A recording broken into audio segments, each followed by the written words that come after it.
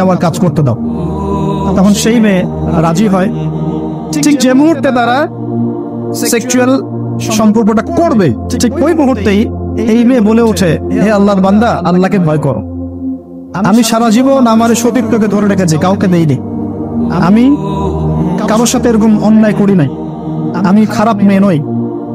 তুমি আমার ইজ্জতটা নষ্ট করো না। কে বলছে কথা? মেয়ে। ওই অবস্থা থেকে কি একটা ছেলের উঠে আসা সম্ভব? এটা কি এতটাই সহজ? এটা কিন্তু সহজ না। সত্যি কথা বলতে এই বিষয়টা কিন্তু এতটাও সহজ না। যারা অবিবাহিত তারা হয়তো বুঝতে পারবে না, বিবাহিতরা বুঝতে পারছে। তো ওই অবস্থা থেকে সেই টাকাগুলো না নিয়ে সেই স্বর্ণ মুদ্রা মেয়েকে দিয়ে ওখান থেকে সেই ছেলে উঠে আসে আল্লাহর ভয়ে। সে এখন গুহার মধ্যে আটকা পড়েছে, আল্লাহকে বলছে, আল্লাহ ওই দিন ওই কাজ যদি তোমার সন্তুষ্টির জন্য করে থাকি, আজকে আমাকে মৃত্যুর হাত থেকে বাঁচাও। সমস্ত পাথর তপ্তপ করে সরে গেল বন্ধ থেকে। এটা কিন্তু কোনো গাল গল্প না, এটা বনু ইসরাইলের ঘটনা, সত্য ঘটনা।